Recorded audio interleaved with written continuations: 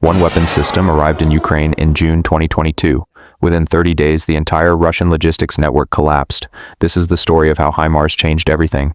Before Himars, Russia felt safe behind the front line. Ammunition depots 40, 50, 60 kilometers back. Command posts deep in occupied territory, supply convoys moving freely. The math was simple. Stay far enough back and nothing can reach you. Himars destroyed that logic completely. Himars stands for High Mobility Artillery Rocket System. It looks like a truck, a regular military truck with a rocket pod on the back. 6 rockets, fires in under a minute, drives away before the enemy can respond. That last part is critical. Fire and move, fire and move. By the time Russian counter-battery radar calculates where the shot came from, Himars is already 10 kilometers away. Gone. Range, 80 kilometers with standard rockets. That means standing safely inside Ukrainian territory and hitting targets deep inside Russian-controlled land. No risk to the crew, no exposure to counterfire. Accuracy, buras, within 5 meters, not 50 meters, not 100 meters, 5 meters, at 80 kilometers distance. That is not artillery. That is a guided missile that happens to launch from a truck. Here's what happened in the first 60 days.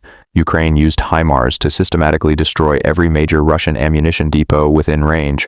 Over 400 confirmed strikes on supply points, command posts, bridges, railway hubs.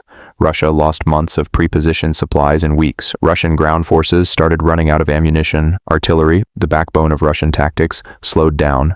Offensives stalled, the front line froze, all because of a truck. Russia tried everything to stop it, moved depots further back, dispersed supplies into smaller hidden points, deployed electronic jamming systems to interfere with GPS guidance. Ukraine responded by receiving ATACMS, a longer-range missile fired from the same Himars launcher. Range 300 kilometers. Suddenly, Russian airfields, port facilities, and headquarters that felt completely safe were inside the kill zone. Russia had no answer. Here is the bigger lesson that every military in the world is now studying.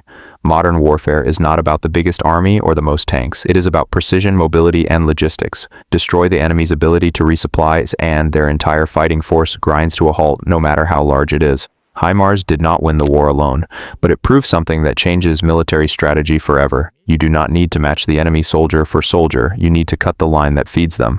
One weapon system arrived in Ukraine in June 2022. 30 days later, Russia's generals understood they were fighting a different kind of war.